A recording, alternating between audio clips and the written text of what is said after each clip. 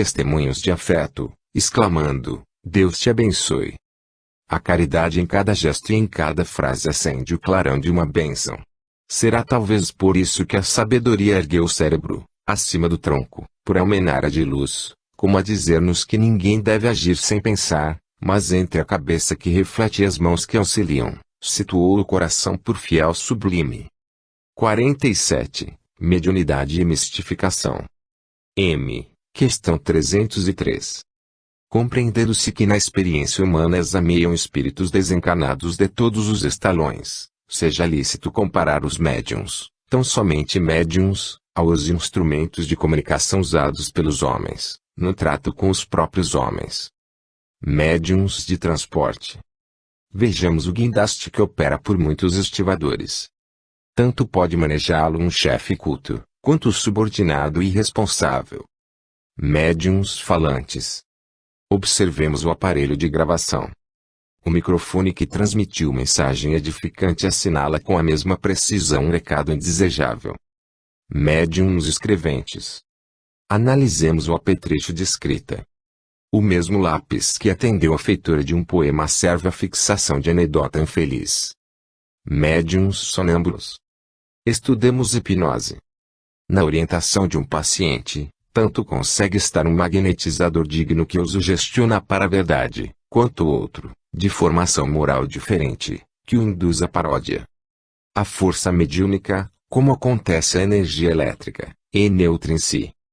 A produção mediúnica resulta sempre das companhias espirituais a que o médium se afeiçoe. Evidentemente, o médium é chamado a garantir-se na sinceridade com que se conduza e na abnegação com que se entregue ao trabalho dos bons espíritos que, em nome do Senhor, se encarregam do bem de todos.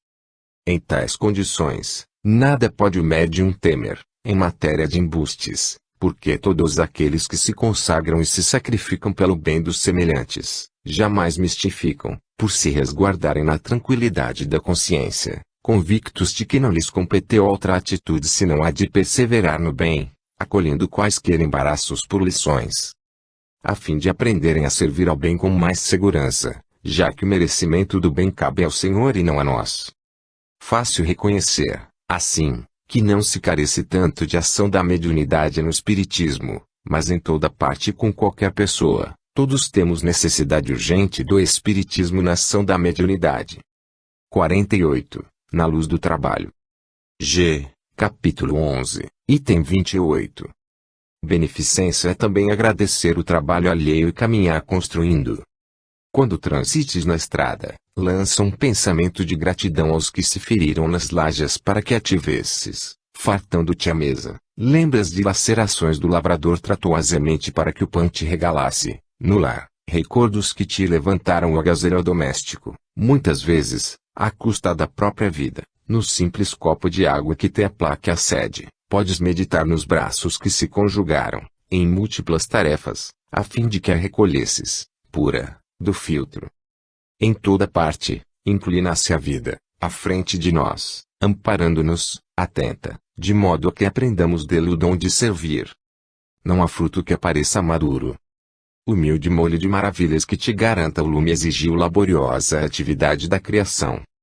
Tudo o que existe de útil reclamou humildade, disciplina, constância, paciência. A sabedoria divina tudo dispôs para que os grandes e os pequenos se entrelacem, na sustentação do bem eterno, conservando cada qual em seu nível de distinção. O sol alimenta o verme. O verme abunda a terra. A planta nutre o sábio. O sábio erga a escola. Por mais brilhe no firmamento, a estrela não faz o papel da flor que perfume o céu imponente não substitui o regato, que canta ignorado nas entranhas da gleba, para que o vale se coroe de verdura. Tudo se esforça, junto de nós, para que a alegria nos subbeije, além do necessário. Se já atingiste o discernimento iluminado pela convicção da imortalidade, possuis bastante acústica no raciocínio para assinalar o apelo constante da vida: trabalha, trabalha.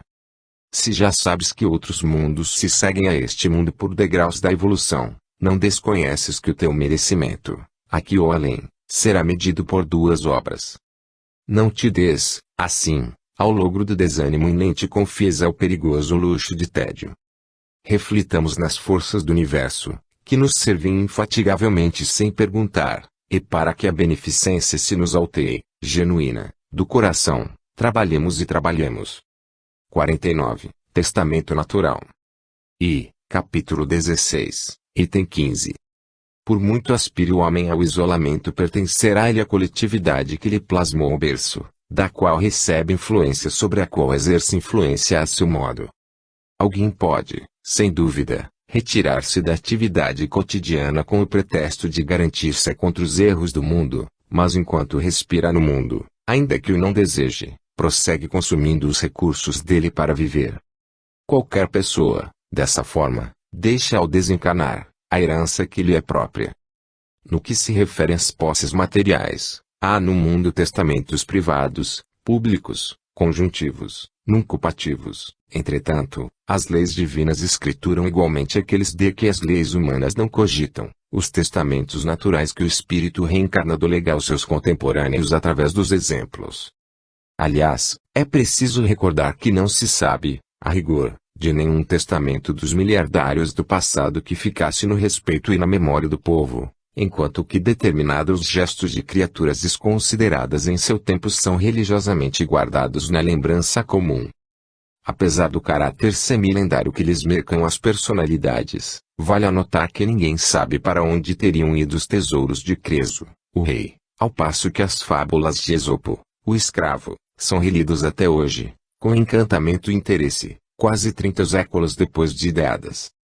A terra que mudou de dono várias vezes não é conhecida pelos inventários que lhe assinalaram a partilha e sim pelas searas que produz. Ninguém pode esquecer, notadamente o espírita, que, pela morte do corpo, toda criatura deixa a herança do que fez na coletividade em que viveu, herança que, em alguma circunstância, se expressa por amargas obsessões e débitos constringentes para o futuro. Viva cada um, de tal maneira que os dias por vindouros lhe bendigam a passagem. Queira ou não queira, cada criatura reencarnada, nasceu entre dois corações que se encontram por sua vez ligados a certa família, família que é célula da comunidade. Cada um de nós responde, mecanicamente, pelo que fez a humanidade na pessoa dos outros. Melhoremos tudo aquilo que possamos melhorar em nós e fora de nós. Nosso testamento fica sempre que o mal lhe orienta os caracteres imperioso recomeçar o trabalho a fim de corrigi-lo.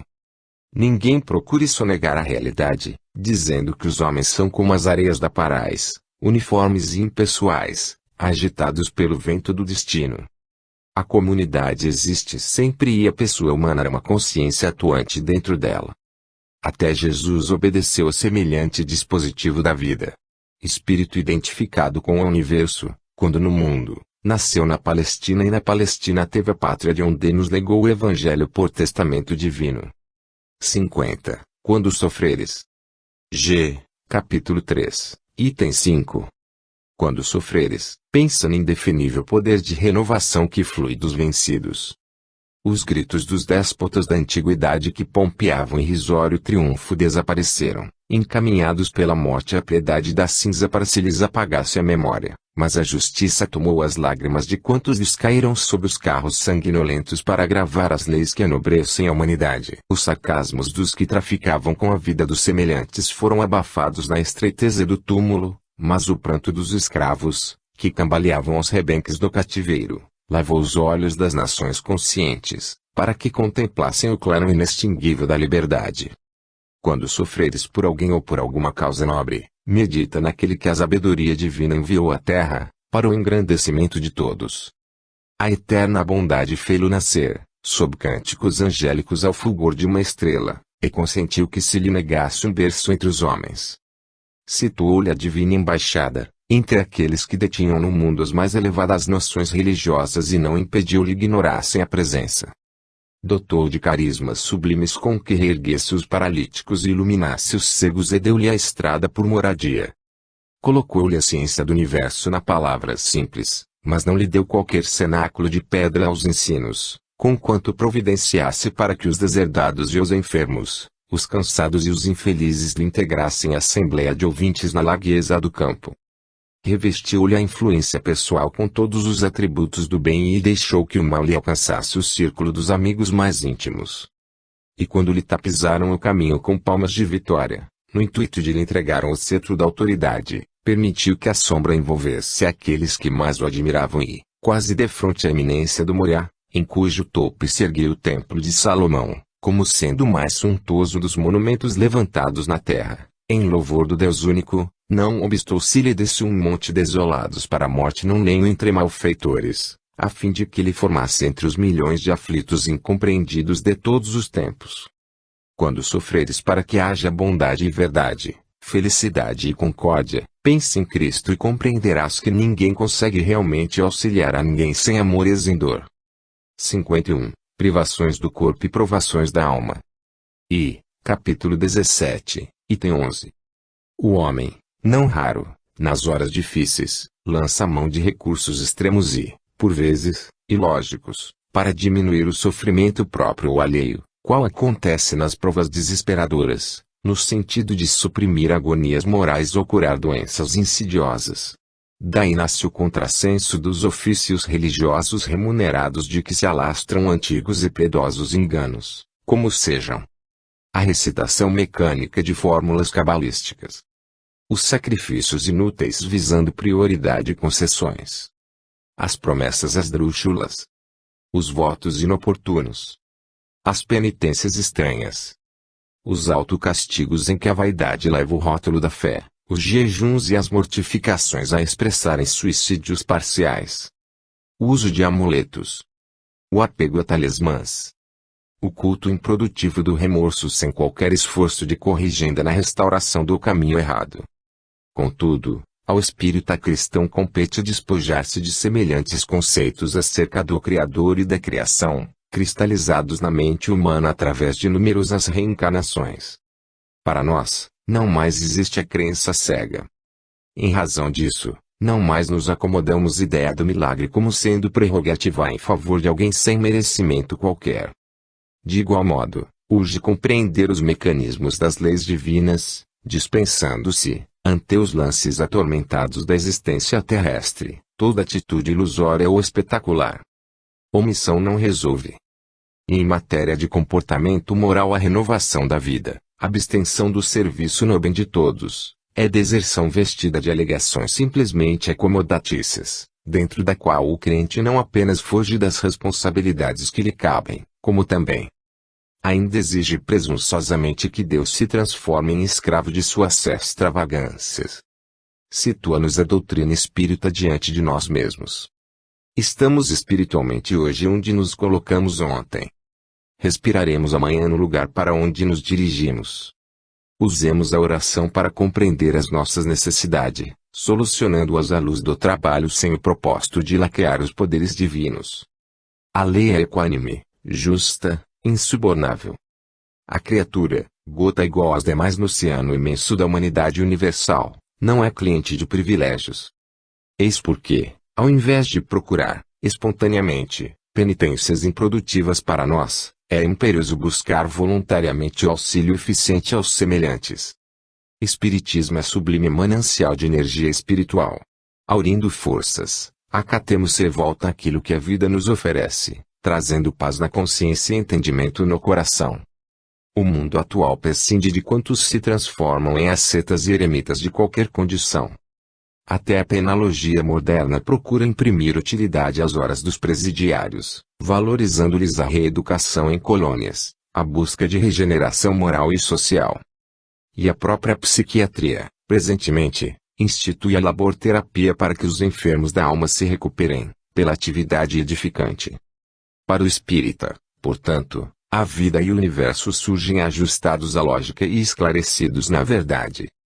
Apelemos para os recursos da prece, a fim de que sejamos sustentados em nossos próprios deveres, reconhecendo, porém, que Deus não é vendedor de graças ou doador de obséquios, em regime de cessão, e sim o Criador incriado, perfeito em todos os seus atributos da justiça e de amor.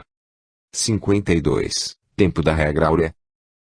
Capítulo 18, item 5. Faremos hoje o bem a que aspiramos receber. Alimentaremos para com os semelhantes os sentimentos que esperamos alimentem eles para conosco. Pensaremos acerca do próximo somente aquilo que estimamos pense o próximo quanto a nós. falarmos as palavras que gostaríamos de ouvir. Retificaremos em nós tudo o que nos desagrade nos outros. Respeitaremos a tarefa do companheiro como aguardamos respeito para a responsabilidade que nos pesa nos ombros. Consideraremos o tempo, o trabalho, a opinião e a família do vizinho tão preciosos quanto os nossos. Auxiliaremos sem perguntar, lembrando como ficamos felizes ao sermos auxiliados sem que nos dirijam perguntas. Amparemos as vítimas do mal com a bondade que contamos receber em nossas quedas, sem estimular o mal e sem esquecer a fidelidade à prática do bem. Trabalharemos e serviremos nos moldes que reclamamos do esforço alheio. Desculparemos incondicionalmente as ofensas endereçadas no mesmo padrão de confiança dentro do qual aguardamos as desculpas daqueles a quem porventura tenhamos ofendido. Conservaremos o nosso dever em linha reta e nobre, tanto quanto desejamos retidão e limpeza nas obrigações daqueles que nos cercam. Usaremos paciência e sinceridade para com os nossos irmãos, na medida com que esperamos de todos eles paciência e sinceridade, junto de nós. Faremos, enfim, aos outros o que desejamos os outros nos façam.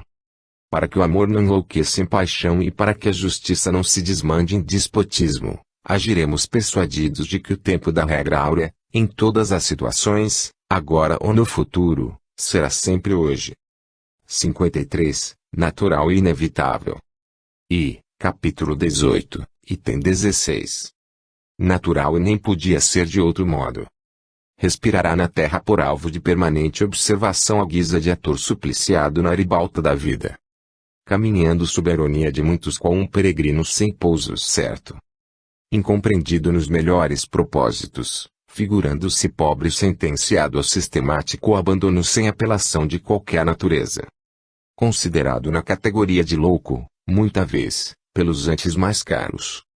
Dilapidado nos interesses imediatos, como se estivesse automaticamente deserdado de todos os bens. Preterido onde se encontre qual se fosse responsável. Experimentado por golpes e zombarias, sob o guante da antipatia gratuita. Sobrecarregado de obrigações à maneira de escravo, submetido às exigências e caprichos de muita gente. Espancado nos sentimentos qual se trouxesse no peito um coração de mármore. Perseguido nas realizações, cercado de desafetos que ajuntou sem querer. Mal interpretado nas palavras que profira, qual forasteiro a expressar-se por idioma desconhecido. Desajustado onde more, apontado por estrangeiro no próprio rincão natal. Injuriado nos pontos de vista, parecendo o indesejável representante de detestada minoria. Ferido nas próprias aspirações, como se nunca devesse necessitar de carinho. Contrariado em todos os desejos, qual criança que vagueia, enjeitada de todos. Sacrificado nas menores aquisições, lembrando um paria sem apoio e sem rumo. Tentando aquelas morais em cada momento, à maneira de viajante numa estrada marginada de abismos. Condenado sem culpa qual inocente no banco dos réus. Humilhado sem razão à feição do homem reto inconsideradamente relacionado por malfeitor.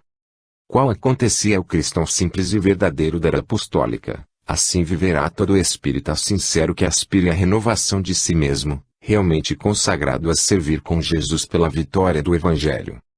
54. Embaixadores divinos. Primeira parte, capítulo 7, item 14. Eles, os embaixadores divinos, quando chegam a nós, espíritos internados na escola da evolução, trazem consigo as harmonias supremas. Expressam-se raramente por estruturas humanas, conquanto permitam que artistas de sentimento elevado lhes imaginem a forma, nas alegorias da abstração ou na linguagem dos símbolos. Manifestam-se quase sempre por influxos de sabedoria e beleza, amor e refazimento. São frêmitos de esperança, alavancas intangíveis de força, clarões relampagueantes no firmamento da lama, a se lhe espelharem nas telas do pensamento por ideias sublimes e sonhos majestosos, visões interiores de magnificência intraduzível, cujo fulgor recorda a auréola solar dissipando as trevas. Abriram-se das mãos fatigadas de pranto e renovam-lhes a ternura para que afaguem de novo os filhos ingratos, aproximam-se dos corações exaustos de sacrifícios, impelindo-os a converter soluços de sofrimento em cânticos de alegria, envolvem o cérebro daqueles que se consagram espontaneamente à felicidade dos semelhantes e comunicam-lhes o lume da inspiração, que se lhes transfigura, no campo mental, em cores e melodias, invenções e modelos, composições literárias e revelações científicas, poemas e vozes, hinos à bondade e planos de serviço que atendam anseios e aspirações das criaturas famintas de acesso aos reinos superiores do espírito. Abraçam os lidadores do bem e aquecem-lhes os corações para que não se imobilizem, sob o granizo da calúnia, e nem se entorpeçam, ao verbo gelado e fulgurante das filosofias estéreis. Beijam a fronte pastosa dos agonizantes que aguardam tranquilamente a morte, rociando-lhes o olhar com lágrimas de júbilo ao desvendar-lhes os gloriosos caminhos da liberdade. Enlaçam aos servidores humildes que suam e choram na gleba, a fim de que o mundo se abasteça suficientemente de pão, e levantam-lhes a cabeça para a contemplação do céu. Quando a ventania da adversidade te assopre desalento ou quando a sombra da provação te mergulhe em nuvens de tristeza, recorre a eles, os embaixadores divinos do amor eterno, e sentirás, de imediato, o calor da fé, nutrindo-te a paciência e acalentando-te a vida. Para isso, basta te recolhes a paz do silêncio acendendo em ti mesmo leve chama de oração por atalaia de luz. 55. O passe. Capítulo 26, item 7. O passe não é unicamente transfusão de energias anímicas. É o equilibrante ideal da mente, apoio eficaz de todos os tratamentos. Desânimo e tristeza, tanto quanto insatisfação e revolta, são síndromes da alma, estabelecendo distonias e favorecendo moléstias do corpo. Se a saúde, esses estados de espíritos patrocinam desastres orgânicos, na doença equivalem a fatores predisponentes da desencarnação prematura. Mas não é só isso. Em todo desequilíbrio mental, as forças negativas entram mais facilmente em ação instalando processos obsessivos de duração indeterminada. Se usamos o antibiótico por substância destinada a frustrar o desenvolvimento de micro-organismos no campo físico, por que não adotar o passe por agente capaz de impedir as alucinações depressivas, no campo da alma? Se atendemos à asepsia, no que se refere ao corpo, por que descurar dessa mesma asepsia no que tange ao espírito? A aplicação das forças curativas em magnetismo enquadra-se à efluvioterapia com a mesma importância do emprego providencial de emanações de eletricidade. Espíritas e médiums espíritas, cultivemos o passe, no veículo da oração, com o respeito ao quem se deve a um dos mais legítimos complementos da terapêutica usual. Certamente os abusos da hipnose, responsáveis por leviandades lamentáveis e por truanices de salão, em nome da ciência, são perturbações novas no mundo, mas o passe, na dignidade da prece, foi sempre auxílio divino às necessidades humanas. Basta lembrar que o Evangelho apresenta Jesus, ao pé dos sofredores, impondo as mãos. 56. Amor onipotente. Capítulo 5, item 12. Na hora atribulada de crise, em que as circunstâncias te prostraram a alma na provação, muitos acreditaram que não mais te levantarias. No entanto, quando as trevas se adensavam em torno, descobriste ignoto clarão que te impeliu à trilha da esperança, laureada de sol. Na cela da enfermidade, muitos admitiram que nada mais te faltava senão aceitar o lance da morte. Contudo, nos instantes extremos, mãos intangíveis te afagaram as células fatigadas, renovando-lhes o calor, para que não deixasses em meio o serviço que te assinala a presença na terra. No clima da tentação, muitos concordaram em que apenas te restava a decadência definitiva. Todavia, nos derradeiros centímetros da margem barrenta que te inclinava ao despenhadeiro, manifestou-se em braço oculto que te deteve. Na vala da queda que te arrojaste, irrefletidamente, muitos te julgaram para sempre em desprezo público. Entretanto, ao respirares, no cairel da loucura, recolheste íntimo apoio, que te guardou o coração, refazendo-te a vida. Na tapera da solidão a que te relegaram os entes mais queridos, muitos te supuseram em supremo abandono, mas no último sorvo do pranto que te parecia inestancável, experimentaste inexplicável rimo, induzindo-te a buscar outros afetos que passaram a enobrecer-te. No turbilhão das dificuldades que te envolvem o dia, pense em Deus, o amor onipresente, que não nos desampara. Por mais aflitiva seja a dor, Trará-lhe bálsamo que consola, por mais obscuro o problema, dará caminho certo à justa solução. Ainda assim, não te afoites em personalizá-lo ou defini-lo. Baste-nos a palavra de Jesus que nos revelou como sendo nosso Pai. Sobretudo, não te importe se alguém lhe nega a existência enquanto se lhe abrilhantam as palavras nas aparências do mundo, quando pudeste encontrá-lo, dentro do coração, nos momentos de angústia. E natural seja assim. Quando a noite aparece, é que os olhos dos homens conseguem divisar o esplendor das estrelas. 57. Escala do tempo. Capítulo 20, item 2. Não te atribules. Entendimento espiritual pede paz à alma. Ninguém usufrui duas situações ao mesmo tempo. Seja na alegria ou na provação, o homem desfruta a existência vivendo hora após hora, minuto por minuto. O tempo é imperturbavelmente dosado. Concessão igual a todos. Em nada auxilia a aflição pelo que virá. No cerne do sentimento não há duas crises simultâneas. Para coisa alguma serve chorar pelo que aconteceu. Não podemos retomar a oportunidade perdida. O passado ensina e o futuro promete em função do presente. Ninguém confunda a precipitação com diligência. Precipitação é pressa irrefletida. Diligência é zelo prestimoso. Não vale acelerar imprudentemente a execução disso ou daquilo. Toda realização digna é obtida a pouco e pouco. Por outro lado, igualmente não será lícito amolentarmos-nos. Importa combater negligência com atividade e sobrepor coragem ao desalento. A pior circunstância traz consigo instruções preciosas tanto quanto o fruto mais corrompido carrega sementes de subido valor. Cabe-nos descobri-las e utilizá-las. O melhor não se efetua em marcha atordoada. A própria natureza nos oferece o pensar. Planta alguma é favorecida com primavera de dupla duração. O golpe de vento que fustiga o capim é o mesmo que estorcega o jequitibá. As grandes edificações são erguidas em serviço regular e uniforme, com intervalos de sono reparador que refaçam as forças na mente e pausas de lazer que restaurem as energias do coração. Toda a ideia benéfica roga a meditação para engrandecer. Todo o temperamento é suscetível de ser dominado dentro das regras que nos orientam a educação. Reflitamos na justiça das horas. Tempo é valor divino na experiência humana. Cada consciência plasma com ele o próprio destino. O tempo que o Cristo despendeu na elevação era perfeitamente igual ao tempo que Barrabás gastou na criminalidade. A única diferença entre eles é que Jesus empregou o tempo engrandecendo o bem, e Barrabás usou o tempo gerando o mal. Entre a luz de uma sombra do ouro, o proveito do tempo se gradua por escala infinita. Melhorar-nos ou agravar-nos dentro dela é escolha nossa. 58. Fé em Deus.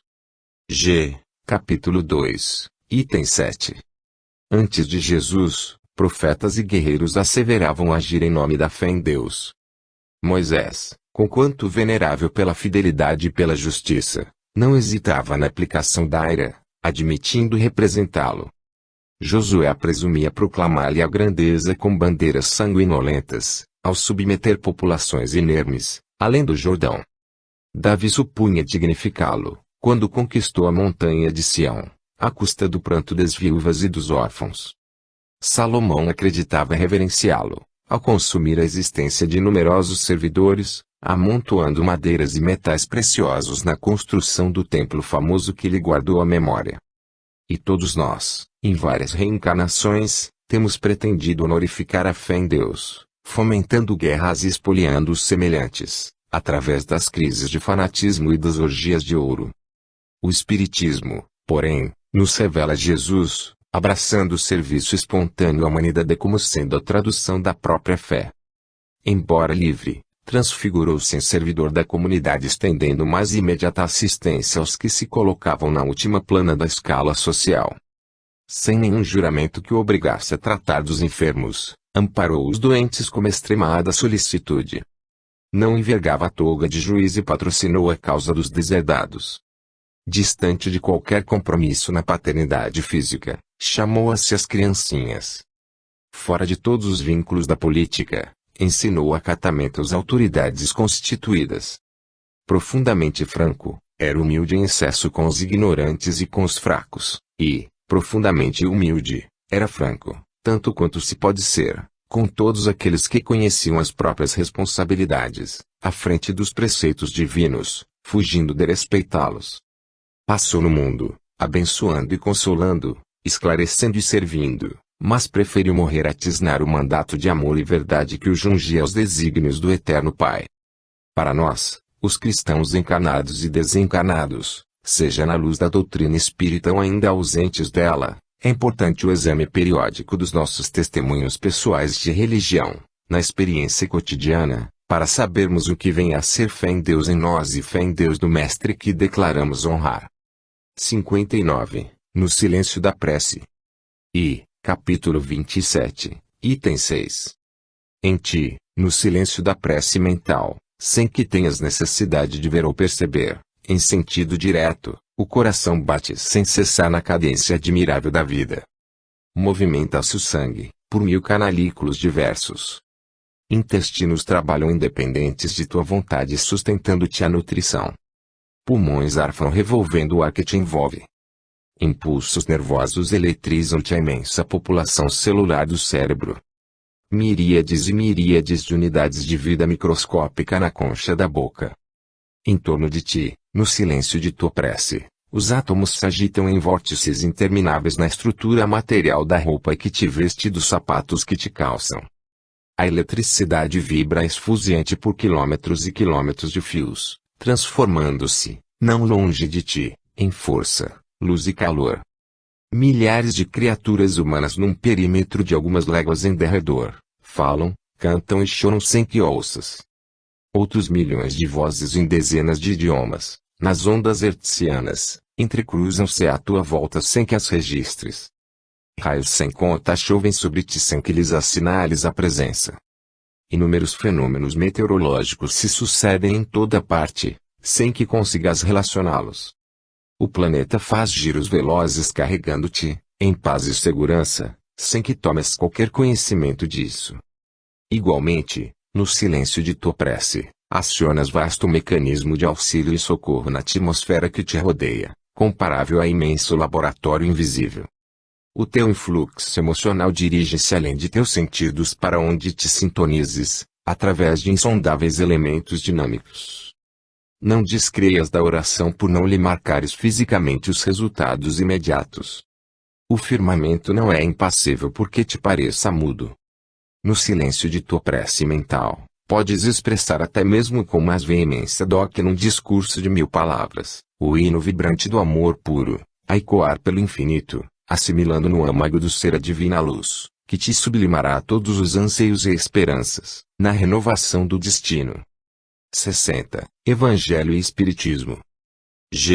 Capítulo 1, item 41.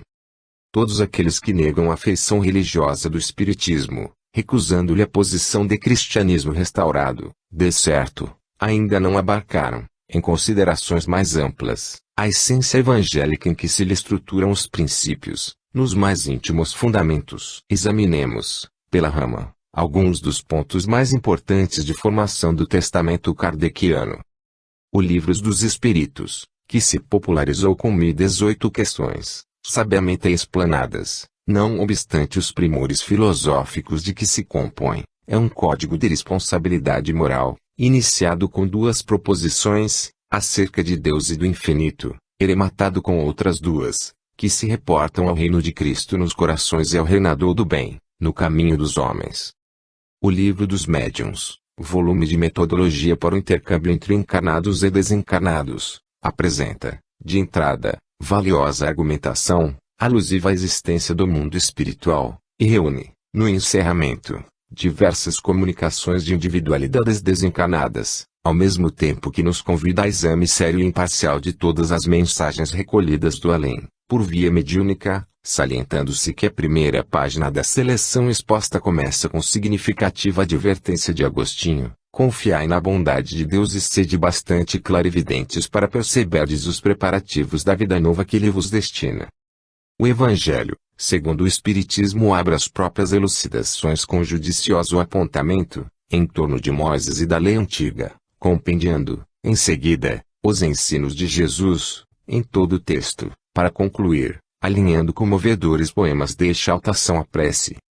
O céu e o inferno, Tono de cogitações francamente religiosas, segundo a definição do título, começa analisando por vir humano, do ponto de vista espiritual, e termina com o ditado de José, o cego, espírito de evolução mediana que encarece a necessidade do sofrimento no serviço expiatório da consciência culpada e destaca a excelência da reencarnação, na justiça divina. A Gênese, o livro da codificação e que enfeixa arrojadas teses de ciência e filosofia, enfileira 18 capítulos, com mais de 100 artigos, dos quais da terça parte se refere exclusivamente a passagens e lições do Divino Mestre, acrescendo notar que a obra principia, aceitando o Espiritismo em sua missão de Consolador prometido, com a função de explicar e desenvolver as instruções do Cristo, e despede-se com admiráveis reflexões sobre a geração nova e a regeneração da humanidade. Cremos de boa fé que todos os companheiros, propositadamente distanciados da tarefa religiosa do Espiritismo, assim procedem, diligenciando imunizar-nos contra a superstição e o fanatismo, que a plataforma libertadora da própria doutrina espírita nos obriga a remover, mas, sinceramente, não entendamos a nova revelação sem o cristianismo, a espinha dorsal em que se apoia. Isso acontece, porque, se após 19 séculos de teologia arbitrária, não chegaríamos a compreender agora, no mundo, o Evangelho e Jesus Cristo, sem Allan Kardec, manda a lógica se proclame que o Espiritismo e Allan Kardec se baseiam em Jesus Cristo, de ponta a ponta. Fim.